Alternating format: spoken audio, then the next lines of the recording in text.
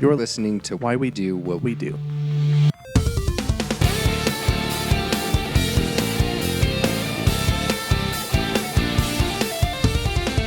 Hello and welcome to Why We Do What We Do. This is your host, Abraham. And your co-host, RYANO. All right, so I was looking through some of the comments from our listeners on our Facebook page, and I decided that I really was interested in some of the personalities of the people who listen to our show, some of their characteristics. And so what I did is I picked one person, and I decided to break down from their comments. I decided to analyze their personality, okay? All right, so here's what I got. I want you to be thinking about, dear listeners, if this is you, let us know in the comment section below, okay? So this is for you. Some of your goals are very unrealistic. At times you are extroverted, affable, social, while at other times you are introverted, wary, and reserved, okay?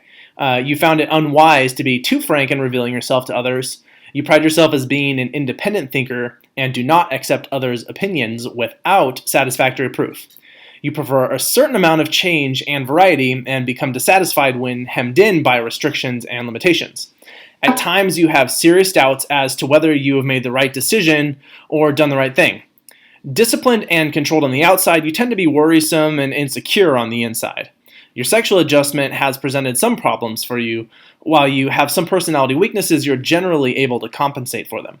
You have a great deal of unused capacity, which has not turned to your advantage. You have a tendency to be critical of yourself, and you have a strong need for other people to like you and for them to admire you. So if you think this is you, let us know. Post some comments, send us an email, reply on Twitter, whatever. All right, Ryan, how well do you think this applies to you? You just summed up my entire life, Abraham. Well, and I hope that I would, because this is a very vague, very general description that could actually apply to just about anyone, right? Yeah. Okay, so what we're talking about What today... is this thing? Yeah. I give credit where credit is due. I Googled, I found this thing, I copied it and pasted it in here. I didn't actually write it. But this is all under what's called the Barnum Effect or the Forer Effect, right? Yes, okay. Exactly. And the general description that's often given of this is something for everyone. Is sort of how it's described. And what you may have noticed in there is I gave a lot of sort of vague generalities that might apply to anyone. Mm-hmm. Okay, so let's dig into the history about this. All right, so I did find an article that was in 1947. It was kind of talking about this beforehand. I wanted to just mention that because it's been formally given credit to someone else in 1949. That's kind of like where it stands. But that one person out there that knows that other reference, there was some people kind of talking about it, but it wasn't kind of formally studied at that point. So 1949, Bertram R. Forer was looking at the fallacy of personal validation, and that's kind of where it came about. Mm-hmm. It's got a few different things that people kind of talk about. One is so I'll go into the source article first. So he basically looked at his classroom and was trying to demonstrate the gullibility of this effect, right? And that it produces. Like in general, how much people would just sort of believe what you tell them? Yep. And it was, I don't remember the exact number, it was the majority of his class, or far over half, believed it was them. And from that, it's been kind of looked at and studied and validated a bunch of different ways. And it's kind of coming up with some other names as well. So the Barnum Effect, we mentioned. Subjective validation is another, personal validation effect, or this fallacy of personal validation are all the ones that I found. Mm-hmm. So it's been around a while. Yeah. And people have used it for a lot of different things.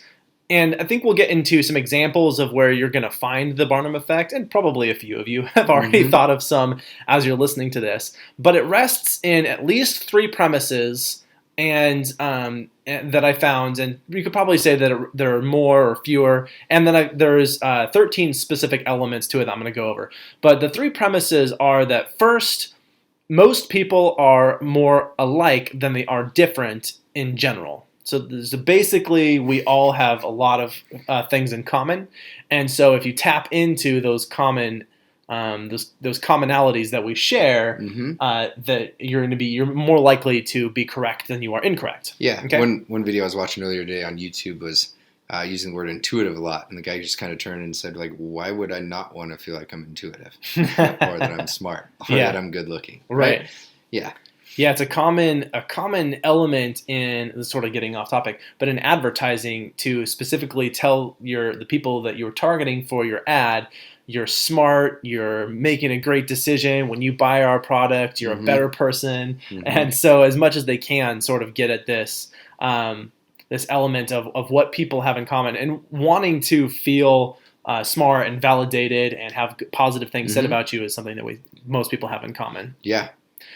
Another one, or at least the second one, that the premise that this rests in is that the problems that most people have in their life are generally attributable to the same major transitions for all people. So we're talking about death, money, divorce, work, friendships, school. Yeah, all of these things are major transitions and major roadblocks that almost every single person is going to face, and almost every single person is going to come into some level of problem with them. And it's interesting because it speaks to when you are thinking about people maybe who are very wealthy, and even people who are very wealthy are still going to have issues with money if they have a lot of expenses. They might still be concerned about their taxes. People are still concerned about what they're paying for and whether they're getting their money's worth. And if couples get divorced, then there's a lot of concern about who gets how much money from the amount of wealth that they've generated, and they're used to a certain lifestyle. So the money in and of itself doesn't necessarily mean that people won't be worried about money. Even people with a lot of money still have problems. So this is something that's common even to the people who aren't necessarily having trouble with money. Yeah. All right, and the final premise is that people who show up to listen to someone either read their palms or do tarot cards, people who are reading in horoscopes, or people who are showing up to someone else who's doing these what are called cold readings, someone who's going to tell them about the personality, is that they are already there because they want someone to listen to them. And they have a problem or a thought that they want to communicate, and that they want someone to be receptive and thoughtful and kind and be sort of in their court, if you will, on these things. So those are the premises, right? Yeah, so those are the three things that are sort of assumed to be the case that allow this idea of the Barnum Effect or the Forer Effect to work. Okay? Great. Okay. So where does that take us? Let's actually go through the 13 ingredients of the Forer Effect. So is this part of is cold reading one of the 13 ingredients? It's not actually. Cold reading is a way in which these ingredients are used. Okay, so let's come back to cold reading after. Yeah, we'll talk about. Yeah, let's do this first. Okay, so I found this interesting article that identified 13 ingredients for how to go about doing this Barnum Effect. And so if we haven't communicated this already, the Barnum Effect is when you make some kind of statement about someone that appears to be true on its surface, and usually it's because it's really vague and it could sort of apply. Like I mentioned, we're all more alike than we are different. So if I were to say something like, there are some things in your life that are difficult to overcome, but you stick through it and you find ways around it. Like, that's going to be true for almost every single person, right? Yep. So that's the Barnum Effect, is that you can relate to these ideas and you are, in a sense, quote unquote, gullible. Yeah. But that's not to say that it's because you're stupid or anything like that. But so anyway, the 13 ingredients are: 1, that you're confident. Okay. So if you're trying to make someone believe the statement that you're about to have, you want to exude confidence. Exactly. You want to demonstrate some level of confidence. So the second one would be being aware of the current statistics and like what's in vogue. Right. Yeah. So this one I found was just what are people talking about? What do people have in common? If you were to look up right now, you might find that a lot of people are talking about fidget spinners. Fidget spinners. Oh my gosh, fidget spinners. They're everywhere. So if you might say you're a fidgety person, you like to have things in your hands that you play with. That's also going to apply to a lot of people, and it's going to be immediately relevant. So being aware of those current things. The third one is that you want to appear that you're modest. You want to not come off as a know-it-all, but you want your audience to sort of think of you as being sort of humble, but at the same time you want to sort of set a stage. Okay. So you're giving the appearance of being confident in yourself, but not that you are better than they are. Okay. Does that make sense? Yeah, yeah. So a little bit humble, but also like you know what you're talking about. Yeah. Okay? All right. So the fourth one, gain cooperation. Yeah. What do they mean with this one?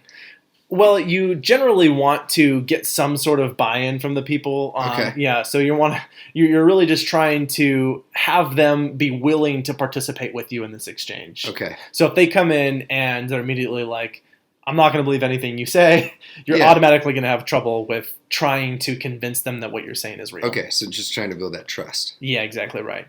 Cool. The next one is having some kind of gimmick. Okay. And this one's kind of important because this shows up a lot. And so what comes to mind for you when you're thinking of a gimmick related to this?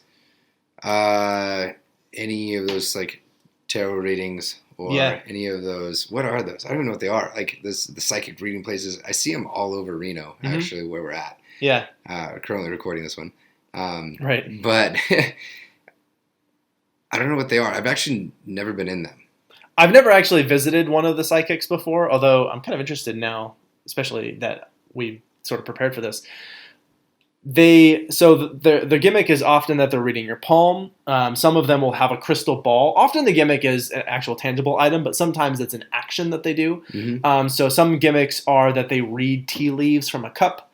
Some of the gimmicks are that they do the tarot cards. Whatever it is, like having some sort of action or activity or tangible item that you're using is often a good element to incorporate. It makes it seem more legitimate. It makes it seem like there's a part of what you're doing that is anchored to reality in a way. Okay, yeah, and it makes sense that they use real world things to try to anchor it to reality, right? Yeah, Okay, yeah. Exactly right. Yeah. Okay, great. So that was what, the fifth one? Yeah. Our sixth one is being prepared with stock phrases. And you've kind of touched on this quite a bit. Just need to have things that can be generally said and don't get you in trouble, right? Yeah, exactly. And sort of also being prepared for people might come and they're a little bit skeptical, even if they really want to believe. They might be kind of looking for you to slip up. So have some really general things that you're almost always going to say. And I actually decided to look up some stock phrases. What kind of things are people likely to have?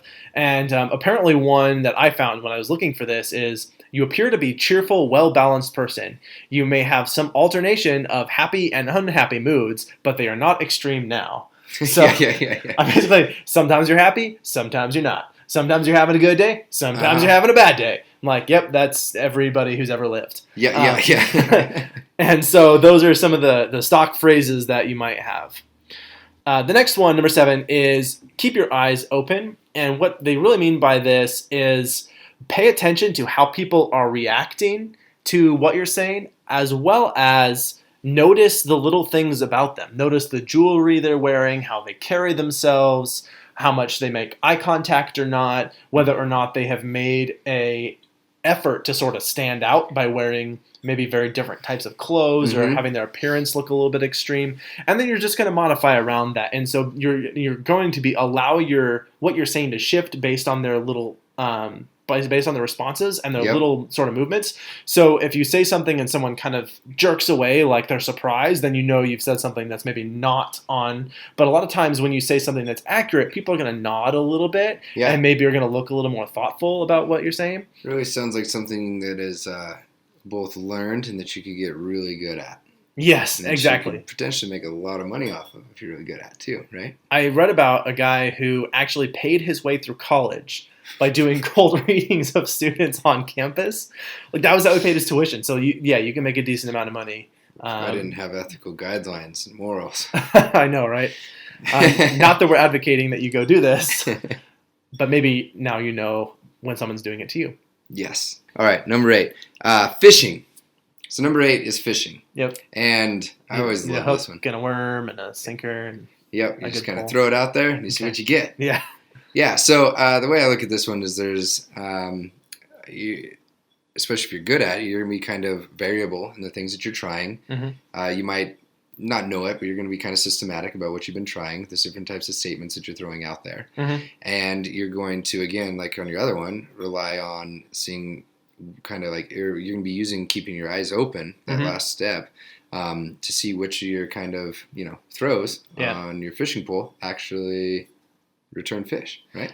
Yeah, absolutely. And there's some very specific tactics. So there's a really good joke. They do this one on South Park where they go to see a medium, and he's doing part of what he's doing is some fishing in the audience, and he's like, I'm hearing a name. It starts with a a p, a k, a t, a s. And he goes through like every sound a name is likely to start with. Yeah. Before someone speaks up, and they're like, "Oh, Mary," and an audience of 200 yeah. people, who's going to know someone whose name starts with an at least one person Yeah. is going to know. So the fishing is just as you said, you're going to sort of throw out a line, and you're going to try and if it bites, hold on to it. If not, sort of reel it back and try another one. And you're just going to keep trying to see what kind of things hook and people react to, and just move on if they don't. Yep. Cool. Yeah. The next one is being a good listener, and this goes back a little bit to keeping your eyes open, but this one also is people will give you a lot of information, or if you're the one who's on the receiving end of this, you are probably giving the person who's reading you a lot of information. People who go to these situations are often very open. They're like, I'm here because I'm having all this trouble with my husband. I'm really afraid that he might be sneaking around on me. You've already told this person everything that they need to know. And so they already know to play to your suspicions. They already know that you have suspicions. And so they can just start by saying things back to you that are general statements about what you've already said. But you have to be a good listener so that you can pick up on the little things that you can say back to people. Yeah. And it sounds like you are doing a good job. I guess but you are predicting what they're thinking or saying, even though you're actually only saying to them what they've already said to you. That leads us right into our next one. They all seem to be kind of compiling together. So as you're fishing and you're keeping your eyes open and you find these sort of things while you're being a good listener, then it's time to just like dramatize it, right? And ham it up. Yeah. Like, just see what you can... You just start kind of cranking the knob on it, right? Right. And like so the advice adding they some give... more passion, adding some more emotions, into those sort of things. Yeah, the advice they give is specifically like, it's not exactly silly, but it's overly dramatic to the point where if you know what's going on, it looks silly because you get really serious about something like, I know what you're feeling because it's really hard when you have these suspicions. Like, okay. Great. You just said back to me what I just said. So it's you make it sound a little more serious, be a little bit of a ham about it, make it more intense than it really needs to be. And just a little bit, just crank that knob. It's at 5, just bump it up to 6 or 7. Yeah. And again, feel out your audience. You might want to pump it all the way up to 10. If you got a big fish, right? That's right. Boom. Reel it in. Some people come in preloaded with these things. So the second to last one is to give the impression that you know more than what you're saying. Okay, so you want to say these things, and basically what that means is you want to say it as if it's kind of obvious in a way, and at the same time you're not giving away the whole story. Yep. Right. Yep. So if we're going back to this, like my husband's cheating on me sort of thing, you're like, you've seen before, like it looks suspicious. And so you're giving the hint that maybe you know more about what's going on, even though you are just saying the same thing, but using slightly different words. Yeah. And number 13. All right, the last one. I know I said this last time on 11, but I really think that this one does like bring it all together. Yeah. So you're telling them what they want to hear. That's right. You've succeeded on the other 12 steps, and it's reminds me of this guy Gary Vaynerchuk that I'm into, crazy entrepreneur. What he wrote was this book called Jab, Jab, Jab, Right Hook. These people just jab, jab, jab, jab, jab, jab, jab, jab, jab, jab, jab, jab, right hooked. Right, like they just hit you on 12 things in a row, and now they hit you right with what you want to hear, and you're convinced, right? You're just like, that is me. That's me. You described me. You know me. Oh, and you're hooked, right? Yeah. So you find out what kind of things by all of these other steps. You find out what kind of things they're into, what their problem is, what they're likely to be flattered by, and you're gonna then you are really just you're gonna be telling them pretty consistently, actually, of exactly what they're there to hear. So if they're there for you to tell them that their significant other having an affair, like tell them their significant other. If they're there because they want you to tell them that their significant other is not having an affair, then you need to suss that out and figure out like that's what you need to tell them. And so you just got to feel your audience and then tell them what it is that they're there to hear, and then they'll feel happy about it and they hand over their wallet and you just keep it, and then they will leave without their wallet. Just validation. That's right. That's it. Validate the whole reason they came in. Yeah. So those are the main 13 the 13 ingredients that are sort of involved in these steps. of doing this Barnum Effect or this the Forer effect with the something for everyone, right? Yeah. Okay. Now you're gonna go out in the world and look around and say, where are they trying to get me on this? So, and actually, I've already listed several. Yeah, kind of correlates with things that believe in kind of the paranormal, right? Sure. Yeah, you can find it there. Yeah. So anything like tarot reading cards, could fall in there as well. Tarot reading is an example of where they're going to use the Barnum Effect. Yep. Mediums often use the Barnum Effect. Often, they just do. They use the Barnum Effect. Yeah. I mean, there might be a medium who's like doesn't even try, and they're just like, your wife's name was Betty. And like, no, it wasn't. You had two cats.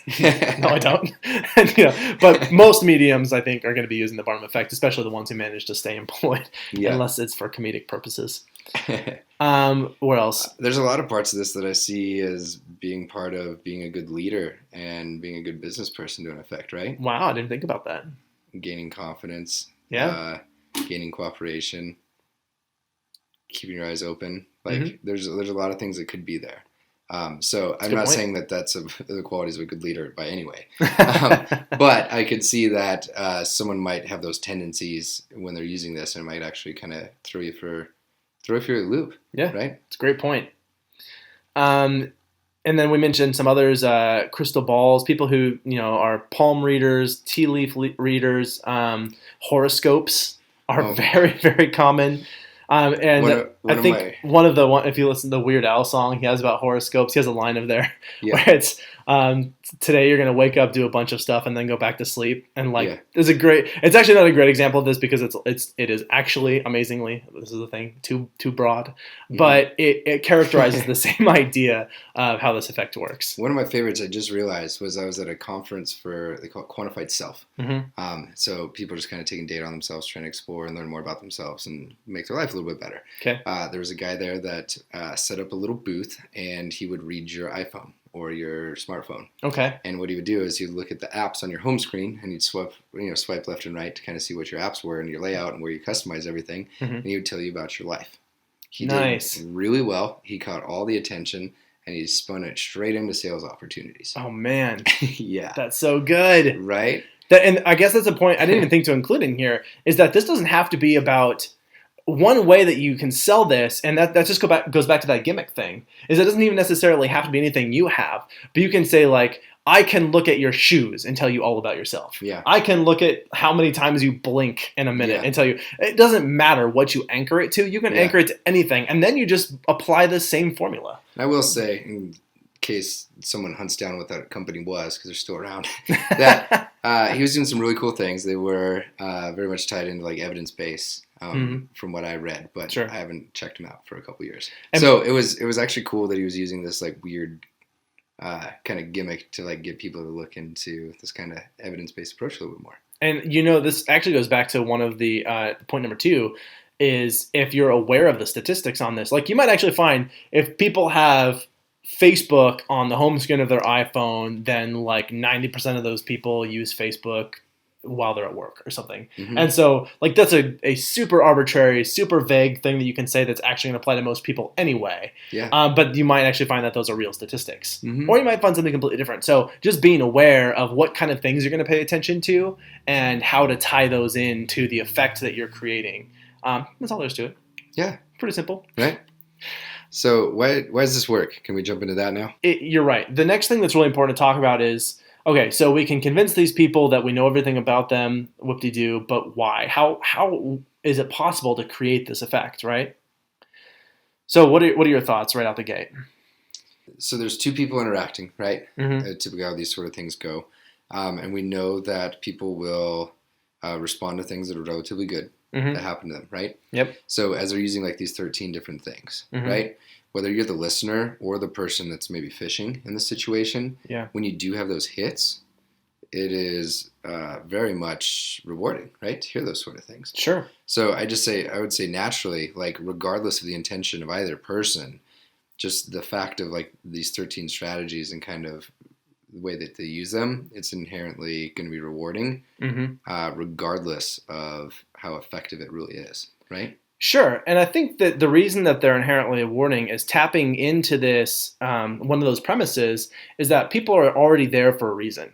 So Hmm. the motivation is present. The fact that they showed up means that Yes. there was motivation for something where that means that a reward is available. Yes. Right, so they're seeking out something, and that if you Yes. can provide that something, that's the reward for their seeking. Yes. But people who are there, who are like specifically there to debunk you, or to try, I see you as if you're the one doing it. If the people who are in these places who go to, let's say, a palm reader, and they're specifically there to try and debunk the palm reader, Hmm. they can manipulate these, and Yeah. then the palm reader just has to be really good about um, basically having an explanation for why it wouldn't work. And actually, I forgot to mention this when I was talking about the gaining cooperation part, is you want to set up a fail safe where it's like, if you don't work with me on this, then it's not going to work. Like, Yeah. if you don't believe me, if you don't really have faith that I'm telling the truth, then I won't be able to speak to the ether and Yeah. get the Yeah. real information or speak to the spirits, and so that builds in the, like, if I'm wrong, it's because you made me wrong, and if I'm right, it's because I'm right. Yeah. Yeah. and Yeah. and so but yeah, just going to this idea that if people are showing up in the first place, then you can capitalize on the fact that they're there to pursue whatever it is they're looking to get out of that experience, and that's a reward that's already built in. Yeah. So there's that correspondence of them showing up, the person that's doing the cold reading, Mm-hmm. figuring that sort of thing out. When they figure it out and they deliver it, that corresponds. The fact that they found it and they delivered it, that could be the reinforcer, right? Yeah. Or the reward. That's the payoff, man. Yeah. That's why we're there. We got what we came for. Yeah. Success. Victory. Now, there's a little bit more with just the hits and misses stuff, right? Right. So I didn't read a ton into this, but I know that we're more likely to remember hits than misses. Yeah, and so there's actually two parts of this. And the first I want to remark on is there's been some research where they have found that people are more likely to report that they believe something is true if that thing is flattering. Yes. So it's specifically if the thing that they get is something about how smart you are, or how attractive you are, or how hard you work, or how you deserve all the good things in the world. Anything that sort of caters to flattery and really hamming it up, Yep. Making people feel good about themselves. People are more likely to report, and this is actually a pretty consistent finding that when they've done research on this, that people are more likely to identify statements as being accurate if they're self-flattering. Okay. Yes. Now, and the other one, I'm just gonna quickly throw in there is this idea with the hits and the misses. Is not only are you more likely to respond to those things that are flattering, and there's a lot of reasons that you might do that, but the fact that... Can I beat you to this one? Oh yeah, go for it. Now, the hits are also remembered, but they also lead to more information than being given. Oh, great point. No, but that's okay.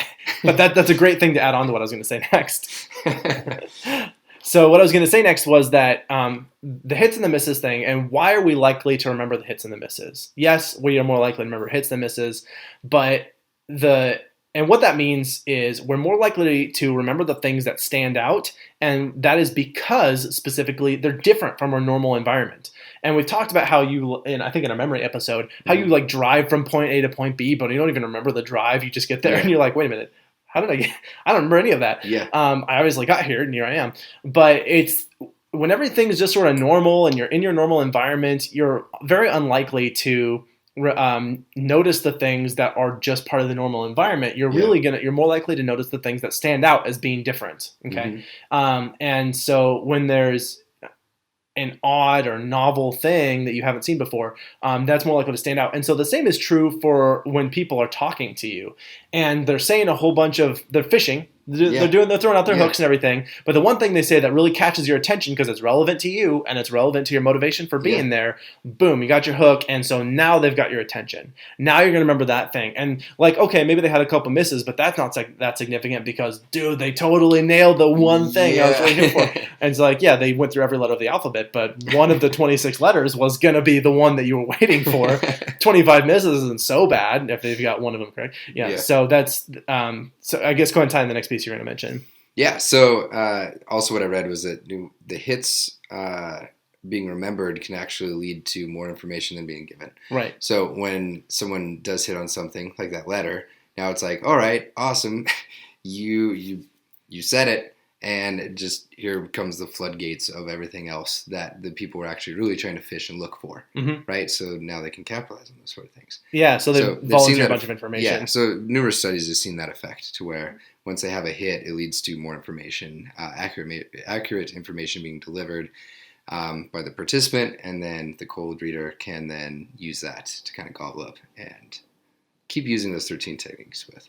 I'm going to go ahead and try one on you really quick and just see. So I'm going to try and I'm going to connect with the person in your life. Okay. Okay. And so just so everyone knows that, because as you're listening, you're in on this. I don't know the name of the person that I'm looking for, but I'm going to give him just enough information that he is going to tell me the name of the person. And then I'm going to respond as if I knew it all along. Okay. Okay. All right. So there's someone in your life whose name starts with a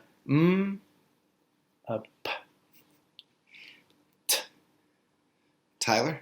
Tyler says hi.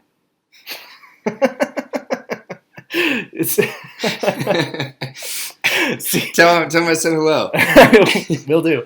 And so the whole purpose of that was like I'm throwing out sounds that could be anybody, right? And as soon as one of them was a hit for you, you volunteered the information, Tyler. I didn't know who you were going to say. Yeah. But as long as you said someone, I could react to that name and be like, that's the one. I knew it was a Tyler. I knew it all along. Yeah. I just had, and so that's the, as you said, that's really the whole thing of what you were saying of like, they volunteer more information. And it can be much bigger than that of like, if I were to say, and you're like, Tyler died in a terrible car accident. Mm-hmm. He didn't, he's here. But, but Tyler helps us with our video, by the way. That was why we had all the laughs. Right. Yeah.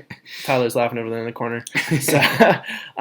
So you volunteer all this information about like who Tyler is and why that's relevant for you, and now I can just play off of that. Exactly.